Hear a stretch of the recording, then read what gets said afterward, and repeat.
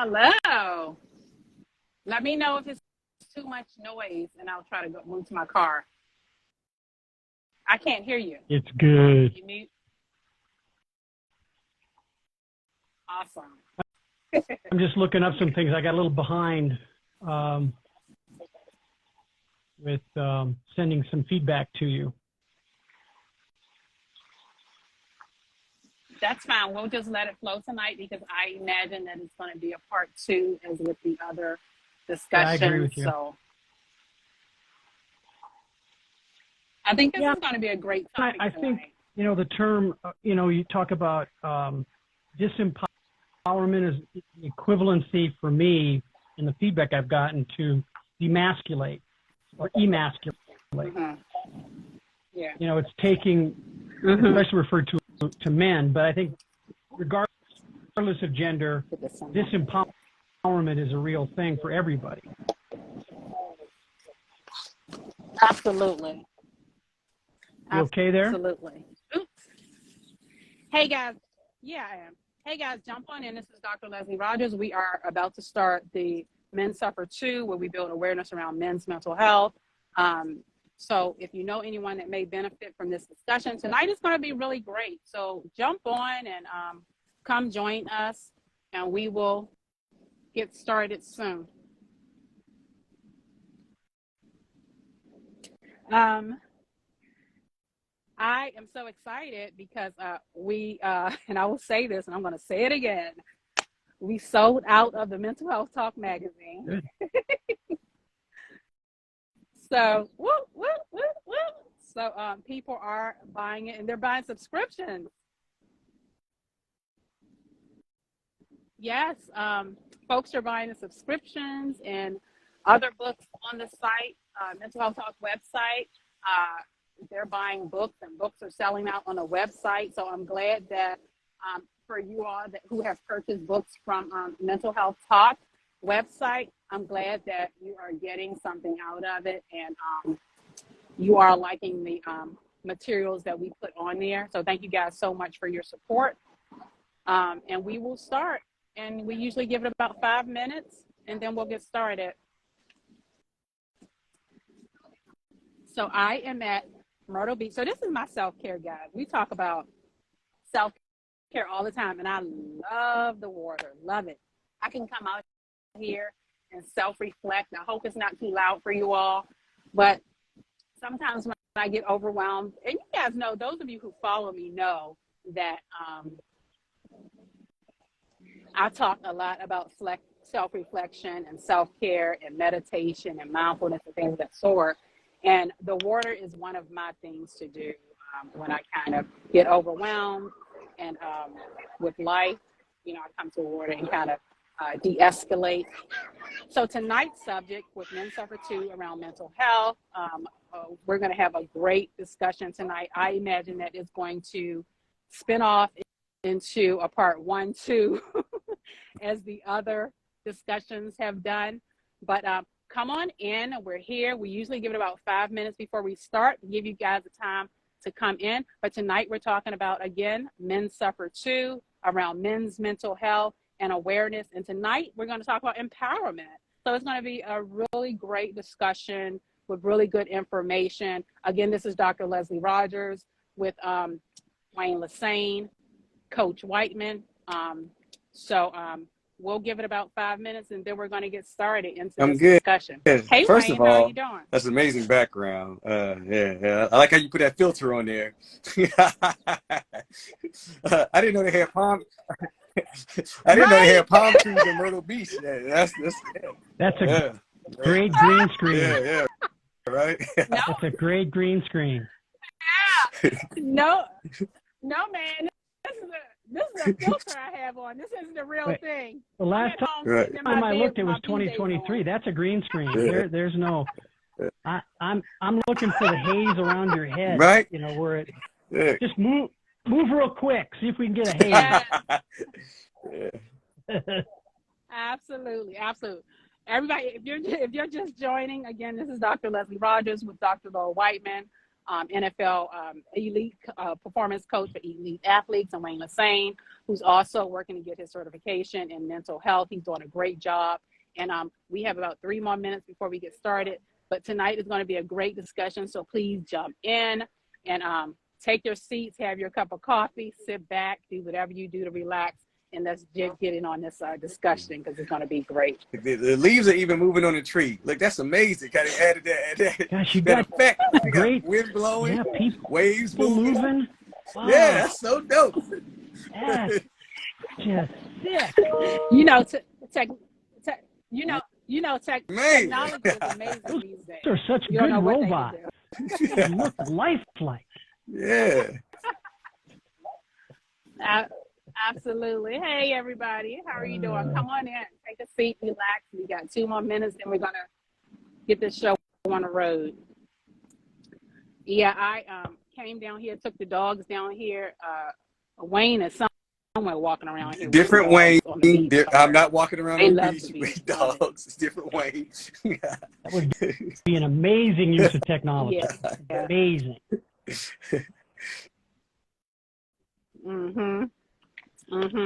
But it's beautiful outside. We wanted to take advantage of this weather. It's been raining down here for the past couple of days, really nasty. So we wanted to take advantage of this weather. So come on in. Again, tonight is going to be around, we continue the theme of men's mental health around empowerment and disempowerment. So jump on in. And next week, we're going to have a special guest too, which is going to be awesome. I've been trying to line up special guests to come on here because, it's not worth it if you can't normalize and validate those experiences, especially after we finish talking about things, then having people come on here and give their personal experiences about mental health and mental illnesses and stuff like that too. Do I need 1 more minute? sunscreen? I feel like I need sunscreen. How's everything going? Right? Yeah. It's just so bright. And just... No, but it's not them. It's bright out here, but not that much. I still had to take my vitamin D pills today. Oh, gosh. Not too much. Not too much sun. But, okay, well, it's 7:05, so let's get started. Hey, guys. Oops, let me say. So, let's get started. My name is Dr. Leslie Rogers. I am the owner of Mental Health Talk, LLC, where we work to promote dialogue around mental health and overall well-being. And with me, you have Wayne Lassane, who's also a mental health advocate. He and his wife are doing amazing things, guys. You guys have to check him out. And Dr. Lowell Whiteman, who's an elite performance coach, Coach Whiteman, who we call him. He's on here as well. And we bring you every Monday at 7:00 p.m. Eastern Standard Time. We bring you Men Suffer Too. Men Suffer Too is a campaign that I, Dr. Leslie Rogers, developed around men's mental health to promote dialogue within the men population around mental health and get those discussions going, starting with children, right? You got to start with children. We talk about that all the time. You got to start it in your home for it to, kind of flow. So tonight we're going to talk about empowerment. And empowerment, guys, let me tell you, most of these topics that I come up with, at night, I'll just come up, think about something and say, hey, that's a good idea to spread awareness around men and mental health. So empowerment, right? And the importance of what that means in the different definitions that each individual person has. Remember, when I talk about mental health, we all define mental health differently. We all define different terms differently. Experiences are experienced differently, shared differently, communicated differently. So now we're going to talk about empowerment. And I'm going to read this to you because this is something that I wrote down. So I'm going to name this, guys, the empowerment mindset. The empowerment mindset. So many men believe that empowerment is an organic male characteristic that is necessary to fulfill traditional male gender roles. When in positions of disempowerment, many men may believe that they are unable to fulfill certain roles, or continue to meet demands of being who they should be as men. and I say that who they should be as men, right? For example, being a Black, white, Asian, other man, being a manager at work, being a father who takes care of the family financially, being a father who is the main disciplinary in the home, not being able to then rupture relationships and not being able to earn love of others. So most of the time when men feel disempowered, they feel that the power has been lost, the power and control to fill certain roles in their lives, then that oftentimes result in or can result in dysfunction. Dysfunction such as depression, anxiety, substance use such as alcoholism, and even suicidal thoughts or suicidal thinking, right? So tonight I thought it would be an important topic to talk about empowerment as it relates to men, how it relates to when you talk about mental health and talk about men and how men present, how it feels to be disempowered when you're in certain events. So the last couple of weeks, we've been talking about anxiety and PTSD, right? And that underlying theme of PTSD especially was feeling powerless against events that have taken place in your life, right? Powerless against being able to be resilient and bounce back up, right? A loss of power and control, And that's major because when you lose power and control to make decisions or to act in certain ways like you used to act, right? No, sir. So I had this guy keep walking by me asking me if I want a cigarette. Yeah. So,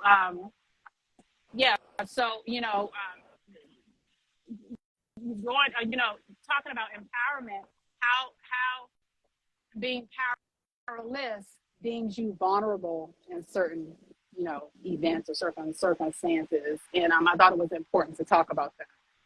And I emailed you guys to get you guys thoughts about that too, especially being men, being in situations where you've seen yourself or felt like you were powerless against circumstances, not being able to make decisions. And I gave that example of a father being in a home, not being able to, like I have patients where the kids don't, the kids don't pay them any attention. They can't gain control over the house.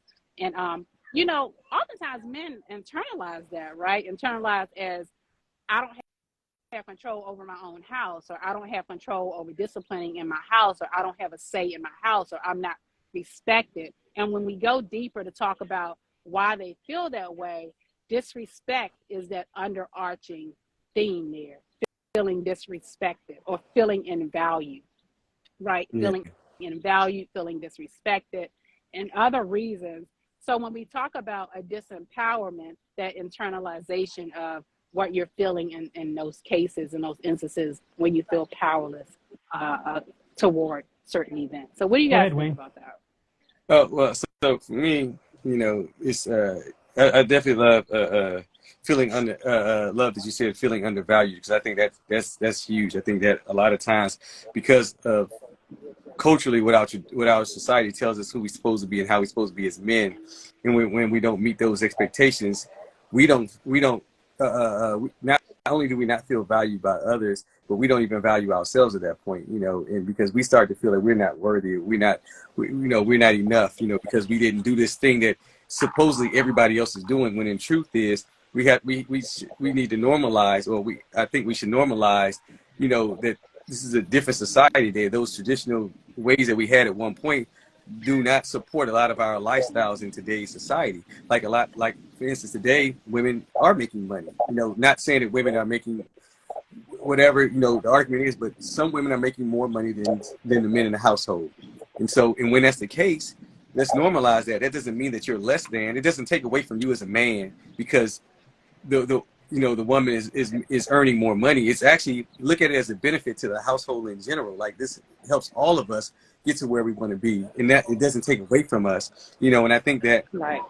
in hanging out with a group of people who continue those negative traditions or thoughts, they don't help. When going home to that environment. Like if I surround myself with people who say, "Oh man, like I can't believe your wife, you allow your wife to do this, or you allow your wife," as if I control or own my wife, like it's because it's a false sense of security, right? It's a false sense of control that we want to give ourselves, because if I can control this, I can control the outcome, and that's not the truth, right?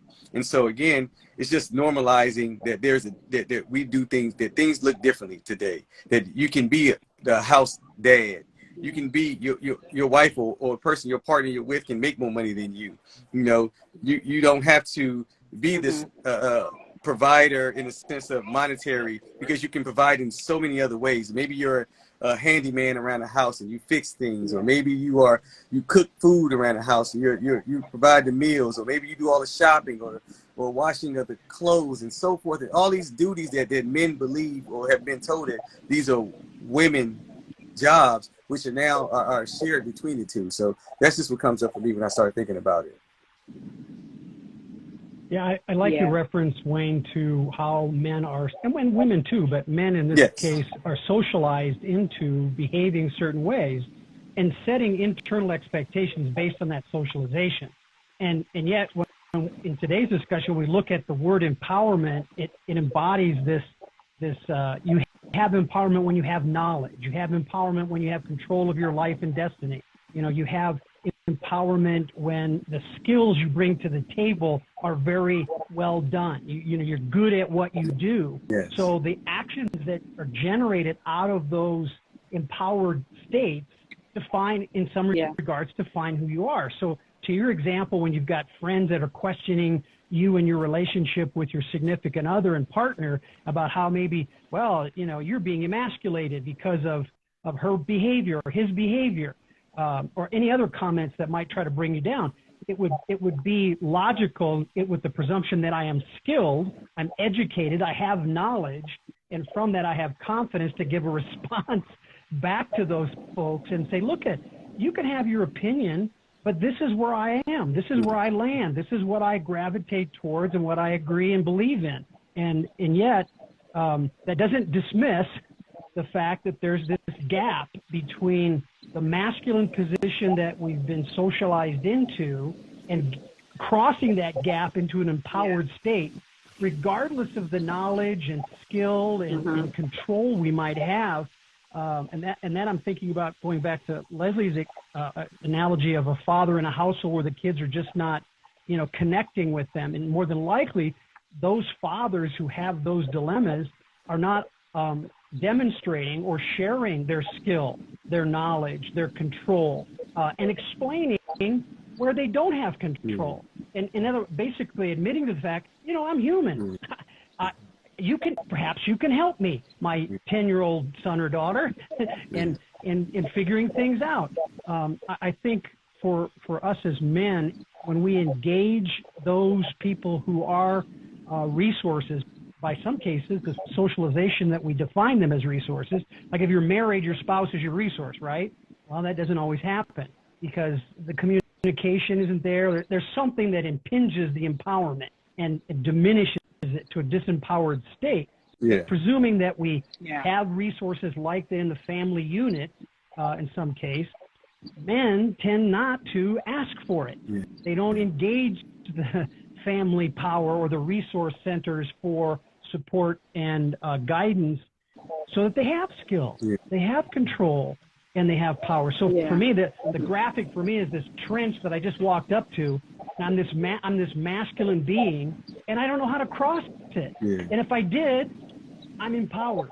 I get across it. Maybe I can build my own bridge of knowledge, build my own bridge of confidence. But many times it's difficult, and we as men need that guidance. You just made me think about something. Yeah.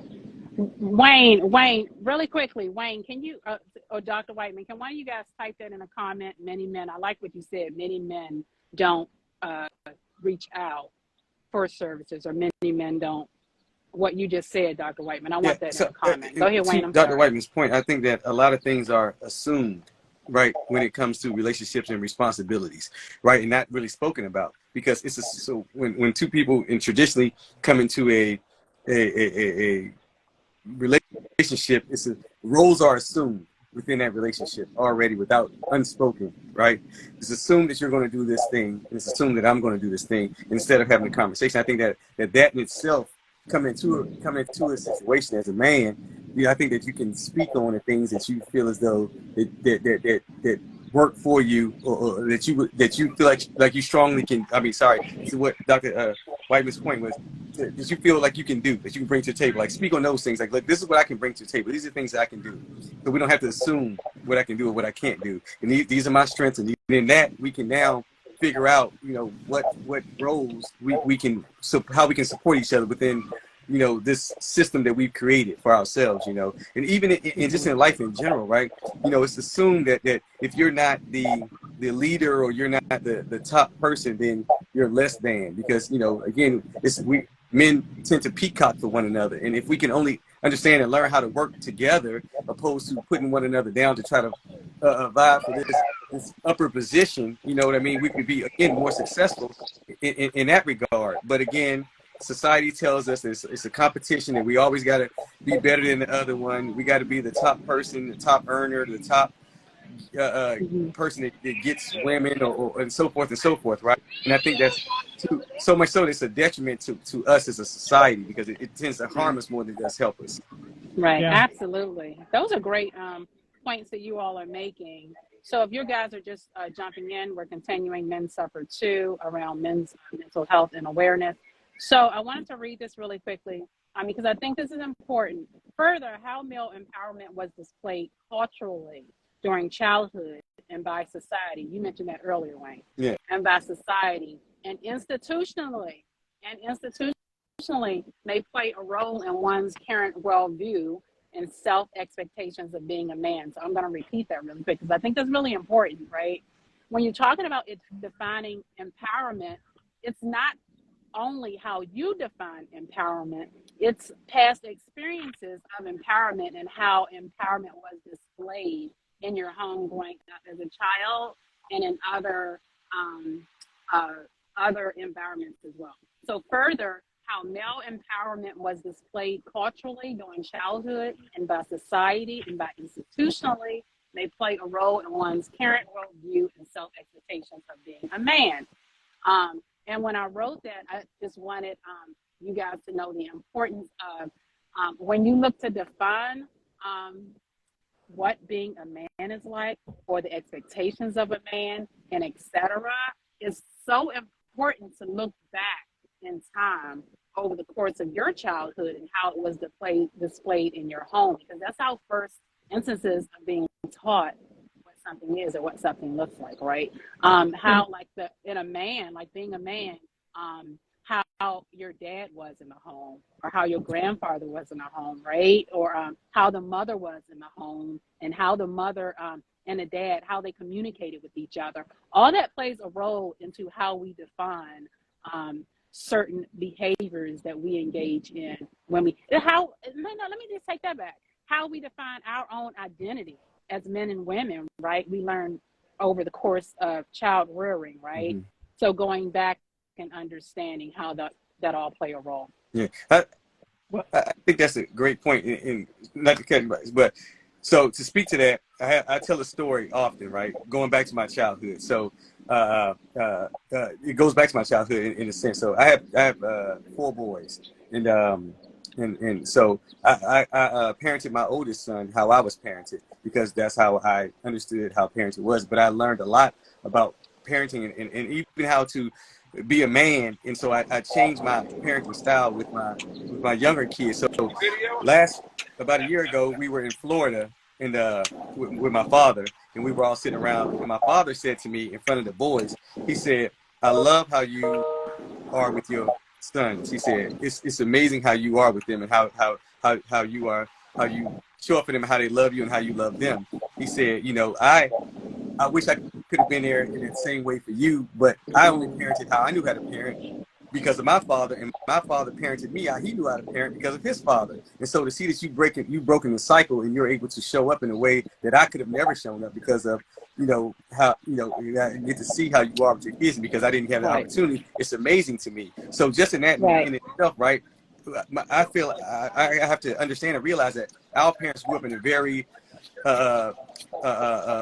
macho type of era where men had to be men, and they had to be this thing, and so you had to not show any in hints, and we can see the effect in today, right? Because like Dr. White said, like men don't seek out for help, they don't speak up, you know, they don't talk about their emotions because we were told to hide those things and keep them in, because that's not, men don't show weakness, we don't show our tears, and we just hold it in and bottle it up, which is again so detrimental to us as men, because we never learn how to process emotions because we hold them in. And we've been told that, and kids are still being told that today by their parents, maybe a mom or dad. Like, if you're a boy, like, don't cry, you know, don't do this and don't do that. And so, you know, I'm so happy that I was able to break that cycle. And just in that in itself, I wish that more people can understand the importance of, when dealing with young men, young kids in general, but young men, since we're talking about men, that we need to allow them the space to show in being in emotional spaces and show emotions, because it's only going to be so much more helpful to them as adults,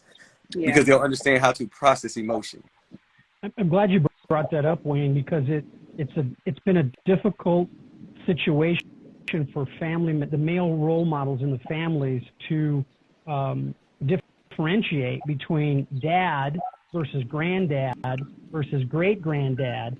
And especially when granddad and dad are both present, they may have different styles when they have the kids by themselves. So the role modeling that those two men do separate from each other can create conflicts for kids.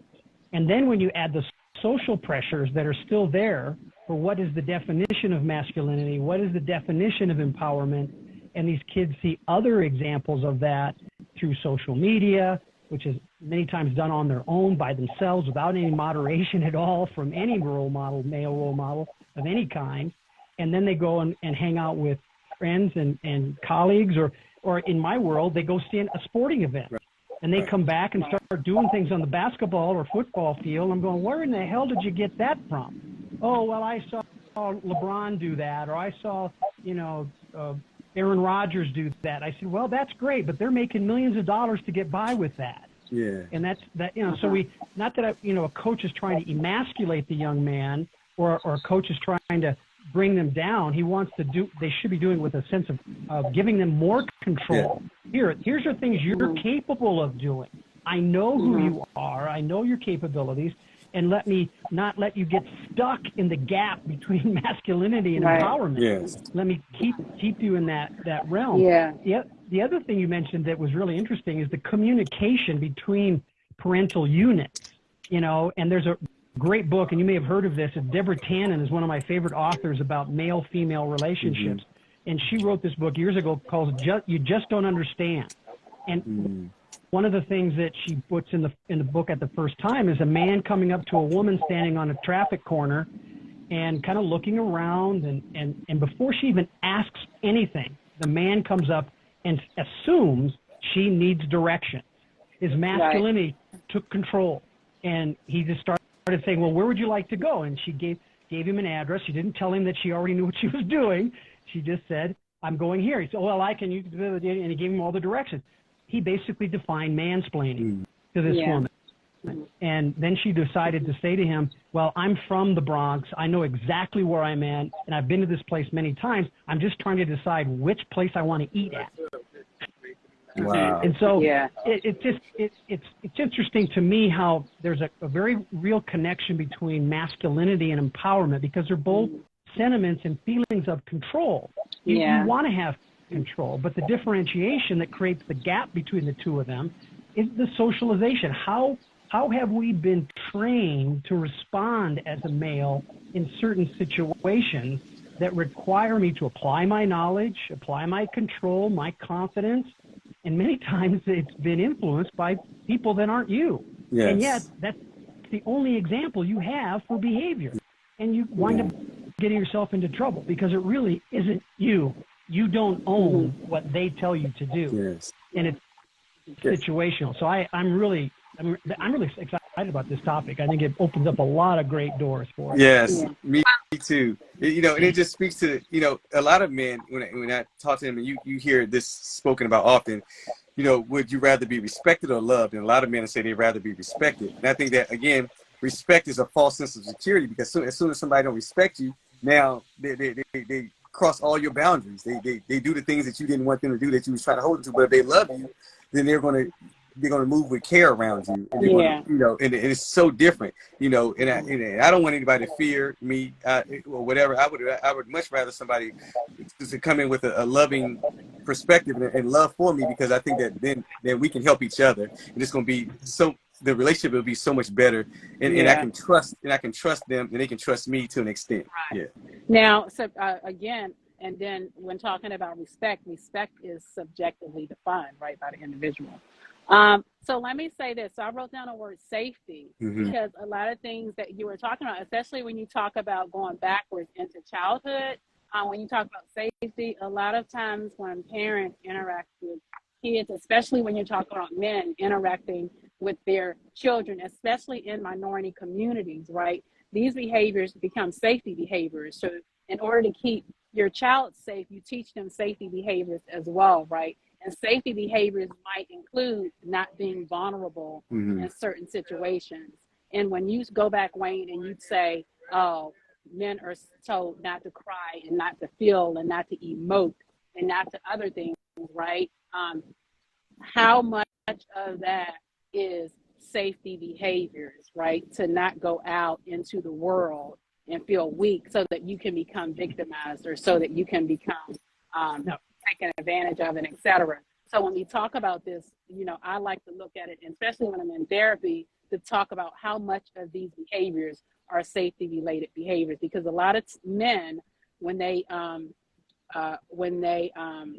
engage in certain behaviors and you talk to them, it's safety behaviors. And safety, keeping yourself safe, is a way to regain power and control. It might not be in a healthy way, but it serves the purpose temporarily, and that's what maintains the behavior, because in those moments it keeps you safe until you learn other behaviors, other appropriate behaviors that can also keep you safe without them being unhealthy. Wayne, I want you to answer in a minute after I give you this example. So safety in driving, right? Driving. Everybody's going to drive. Some young man or woman is going to get behind the wheel with the guidance from parents or whoever to learn how to drive, right? But in certain neighborhoods, the safety of the driving isn't just about the driving book that you learn about signals and stuff. It's about always drive the speed limit, because you're a person of color. If you speed and they see you, they being the police are going to stop you. And you could be 1 or 2 miles over, but because of your skin color, going fast is something you need to be concerned about. Hispanic folks that are in the business of lawn care or a laborer job of some kind, they will routinely tell their kids, do not speed, do not do anything that looks anywhere unsafe with your vehicle, be mindful of the driving. So as a father, I would like you to respond to safety personified by the cultural and social influences, not only to the role of masculinity, but to the role of just the actions that you need to be control of that not everybody else is. Yeah. And first of all, you know, it sucks that we have to even live in a society that you have to act differently or accordingly in order for you to be safe. You know, and so I like for me, it's a hard conversation to have to where you have to tell my kids that you regardless of anything else, you know, you have to show up differently. You have to be different for these reasons, you know, and understandably, you know, if you want to have a interaction that's not negative, if you were to get pulled over by police or whatever, then you need to do A, B, and C. Right. Yeah. Even though your friends may not do that, you need to do A, B, and C because of how you are perceived in the society, you know. And so it sucks that in that moment they feel a person can feel almost emasculated in that situation, right? And because they have no control, but what you have control over your reaction. That in itself is empowering to you, because you can control your reactions in those moments and how you respond to whatever's happening, because you know that regardless of whatever they got going on or however they're acting to you, you still are in control of you. And I always try to, you know, just explain that and let them know that be in control of your responses and your reaction, regardless of how frustrating it may be or how, you know, it may be unfair and all that type of stuff.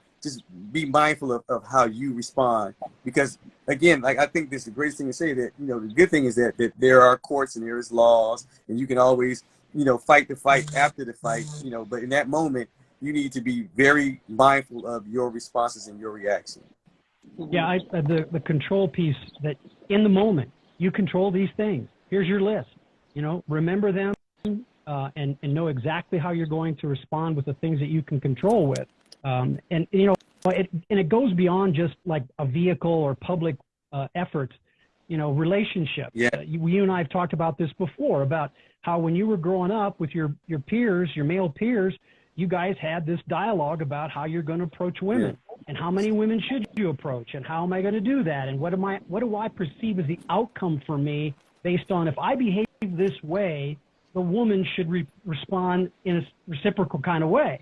Well, no, that doesn't always happen, but that was the machismo, masculine, empowered position, that you behave this way, this is socially what you're going to receive, which causes a lot of strife for girls and boys, men and women to interact.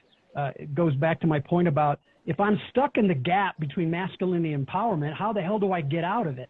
Especially if you're socially influenced by peers that you think you respect and trust. Yeah, it's a difficult position.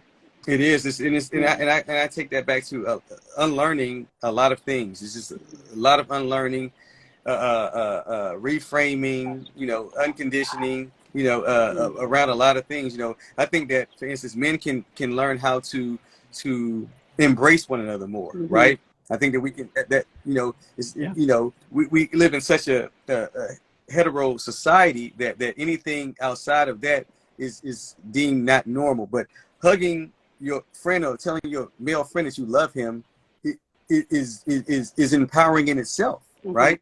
And it's healing, to tell your best friend that you love him and give him a hug and embrace. And I think that, just in that, it's so different. Like I lived in Korea for a couple of years, and their culture is so different. And again, I know this is maybe scary to our society, but men in Korea hold hands. And it's not deemed anything outside of norm.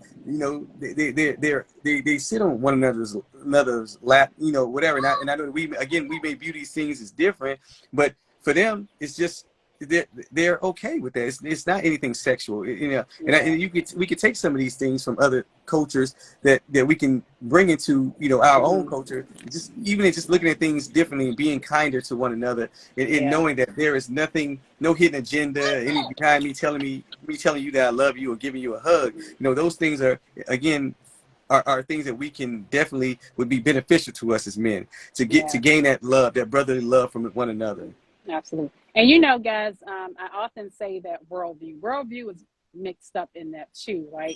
I believe, Dr. Rogers, that our worldview tends to change based on our experiences, right? When we're kids, we have a certain worldview based on how we grow up. When we go to school, our worldview kind of shifts away from how some of the things that our parents taught us to what our peers, now we're around our peers, so we develop a modified worldview. Then when we become adults, our worldview become modified, kind of shifts, right? And then when trauma and events happen, negative events, our worldview shifts toward the world is unsafe, or the world is unlovable, and things of that sort, right? So what we do when we create awareness around mental health and talk about stuff like this, we are kind of becoming influential toward the worldview as well. And we're trying to shift that worldview to let you know the world is safe, right? The world is, listen, especially when you're talking about trauma and PTSD, you have this new worldview that the world is unsafe. I can't, and I'm not safe wherever I go, or people aren't safe, right? Your worldview changes according to how you feel about yourself, your thoughts about yourself, your thoughts about others, and then your thoughts about the world as a collective piece. When you talk about trauma, that part changes, right? And then you have another worldview. But when we talk about spreading awareness around mental health and mental illnesses, then that can kind of influence your thinking, like, oh, well, maybe I do have a bit of control. Maybe I do have more control than I thought I had before. Maybe it's just about modifying behaviors. Maybe it's just about modifying how we think about certain events, because I think that's what's more anxiety provoking is to feel like you're in a position where you don't control shit. Excuse my expression. Yeah. Right. Hey, this is real talk. You're on Sorry. you're okay. You can do that. Yeah. Because this is cable stuff. This is cable stuff. Yeah. But no, seriously, I think what's more anxiety provoking is when you think that you don't have control over anything. And then I think it releases kind of like a bricks off of your shoulder when you realize, wow, I am in control. I'm in more control than I think. But it's about how you kind of process the information in the events. Because remember, when we're going through trauma or other stuff, we distort incoming information. Yes. Right? So I wrote these steps down just to kind of, because you know we always end with solutions, right? So so I wrote down it's important to creating a healthy and powerful mindset, empowerment mindset. Creating a healthy empowerment mindset. It's important to understand how individually one defines empowerment. How do you define being empowerment, right? How do you define being empowered, right? When you talk about mental health and mental illness, and you talk about a loss of power, how do you define that? What positions of power were you in before the incident took place? Where you had power, right? What happened during that event that stripped you of your power, right? Its relevance. What relevance does power have? Its relevance to being a man. Why is it so relevant for you to have power as a man? That's important to understand, because when you're stripped of power, then why is it so important, right? And what it means to be disempowered. Number 2 is reflecting and being self-aware on one's perspective on empowerment, right? Number 3 is enhancing understanding on why certain events are more salient than others. Why are more events considered disempowering as others, right? You can have 2 negative events, but one negative event will be more salient than the other, which means that one negative event will be more impactful. Yes. Or more detrimental on one's mental state than the other, right? Why is that, right? What was it about that event that was for, again, was it disrespect? Was it a loss of sense of identity? What was it, right? And the next one is modify negative self-thoughts and behaviors. The next one is facilitate communication with children and others. So when you go to define empowerment, and you know, I would hope that you guys would come in here with a pencil and piece of paper, because I think all the stuff that you take away when you leave here, it helps you to build healthy communications with others. Because the more and more you process it, the more and more you can communicate it with others, right? Because then you become a role model yourself, right? Increase self-confidence. It potentially increases self-confidence and self-esteem. Once you identify the why things impact you the way they are, it releases like anxiety, and it can potentially increase self-esteem, self-confidence, motivation, right? And it creates, the bottom line is, it creates an alternative worldview. Yes. That unhealthy worldview that you've had all these years around certain events and things of that sort, it potentially creates a healthy worldview. You look at the world differently now.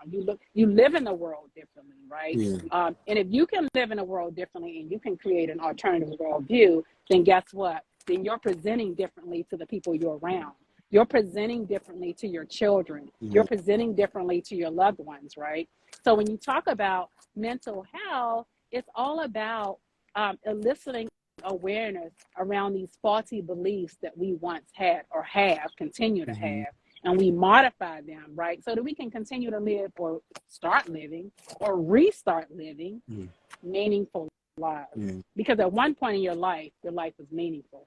So think about the events that took place to say, okay, what about that event disempowered me? And that's really, really important and powerful, guys, when you can start making those connections. Yeah. You know, every week I'm gonna try to figure out a way to bring this into the conversation, because I think it's part of it. And to add on to what you're just saying, again, this is why community is so amazing, right? You find the communities that you can go to, you know, that are around, you know, just helping you, normalize and understand like you are not alone, and that support you and give you resources and all these type of things, that you can be around other like-minded men, whatever group you decide to find, to be helpful to you, because I don't think we have that enough. I think that we don't have enough. So as we speak every week again, going back to adding this again, we don't have enough support groups or enough support around ourselves to help uplift us and help us get through things that pain us or we struggle with, and so finding these because I think that the culture we live in today has taken us away from community and village. It is more to the individualism of it all. Like, you got to do it alone. Pull yourself up by your bootstraps. You get everybody. I did this by myself. Ain't nobody help me. Or I don't need nobody help. I'm so I don't need anything from nobody. I can do this, and it's not helpful. It's more harmful again, because if we have a society full of individuals, then what are we working towards? Everybody's doing their own thing and no one's helping out each other, right? But now if we create this village and this community, we all support one another. Now we have all the help we need, so I just want to always try to figure out, again, a way to bring it back into community, because we need this support system and we've gotten away from it. Right. You mentioned some great things and ended with that culture reference and community reference, which is extremely powerful, and I want to be optimistic about that. We're trying to get there, renew it, make it stronger, but regardless of the path and the quickness that we approach success in that regard is based on a matter of knowledge. Yes. Both the empowerment posture and the masculine posture is all about knowledge. If I know something as a male, I'm confident about that, and I will act in a certain way. Now, that doesn't mean knowledge is always right. That there's accuracy and truth that we have to put in there, and also match it up against societal norming and what will work in certain situations. But in general terms, we're talking about sharing the wealth of knowledge, which I'm very proud to say we're doing here. We're Yes. trying to build community by sharing knowledge about the truths of the behaviors that are necessary to sustain yourself, not fall into that black hole of mental illness, but stay in that mental wellness place. And in doing so, we become better fathers. Yes. We become better parents. Yes. I'm not perfect. I had a discussion with my son this morning, who's in his 40s. And I said, I'm really proud of you and Steph and his wife, my daughter-in-law, about how far they've come and how much they've struggled and arrived at. And they've done it in an honest, legitimate way with knowledge and working together and communicating, not assuming just because I'm the guy, you need to do this a certain way, and because I'm the woman, you need to do this a certain way. It's really important for us to make sure that we're just like moms and dads who have kids who try one parent against the other, that we're speaking with the same voice of understanding about the importance of empowerment, not only for men, because they struggle with it a lot based on what a community of we's that have pushed men to a place that they need to gain more knowledge. And I would say we don't have any excuses anymore. Yeah. Technology allows us, through public education, through national messaging, to share this information and give people forgiveness for missing it, for missing the mark. Yeah. And I just hope that we're going to influence veterans and other pockets of males influenced by society and have been misdirected and are struggling to find that knowledge and control of their lives again. Yeah, exactly. I think that was a great point about educating self, like learning. I think that a pivotal point in my life to where it helped me to kind of start this journey and this path and to kind of get to where I'm at today was that the fact that we were able to, my mom remarried and we were able to move out of the country to Germany, which gave us a completely different perspective on life, from moving from the inner city of Washington, D.C. to now Germany to see something. And so now my mind is completely blown. Yeah. I'm wide open to all these different cultures, these different possibilities that, wow, I normalized this way of living that is not normal, actually, because look at all these other possibilities that that these people are living, and look at the knowledge I'm gaining and learning. And so in there, it opened up so many doors for me to want to educate myself further and learn more about all these wonders that I'm seeing. And that in itself helped me be able to see the world so differently, and myself, and how I fit in this world, this great big world that I didn't know existed before I got to get out into it. So I think that is everything that you spoke about. Yes. Gut, mein Herr. Sehr gut, mein Herr. Yeah. You know what? And you guys make some really awesome points, some great points. You know, and then you have those folks that don't have opportunities for exposure, right? Those folks that don't have opportunities for exposure. And a lot of people, believe it or not, feel stuck and feel unable to move out of certain circumstances they're in. And that's another aspect of deeming yourself powerless, right? And not seeing that there's a way out, right? So that's another discussion within itself. We might have to have part 2 because it's a great discussion. I do want to let you guys know that next week, guys, whoever is on here, and you can let people know, we're going to have a special guest next week, Derek Grissom. He's the author of Limitless. I'll put my website on here, mentalhealthtalk.live. His book is on there for sale. He's going to be the author of Next Week.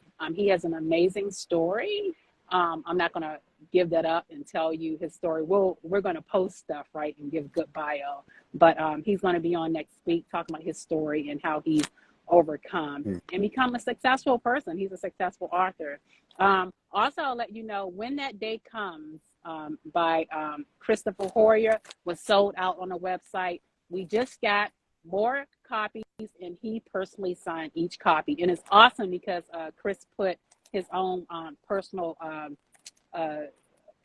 motivating statements in each book under his signature. So it's called When That Day Comes. It's on the website, mentalhealthtalk.live. We have more copies now. That book was sold out. We also have more copies that was also sold out. Anxiety Relief for Kids. We have more copies, and we also have more copies of the Mindfulness Meditation for Beginners that was sold out as well. That's back on the site. And Mental Health Talk magazine, we ordered more of those too. And we do have subscriptions. The sale is about to end, guys. They're on sale right now, but when the next copy come out, we're going to end the sale. So please get your copy of the Mental Health Talk magazine or the subscription while it's on sale, because the sale ends in about a couple weeks. This has been a great discussion around men's mental health and building that awareness around the topic. I love it. You guys know me, Dr. Rogers. When I talk about special populations, and again, special populations only mean that when you're in therapy, there's just a modified approach to therapy when treating these populations.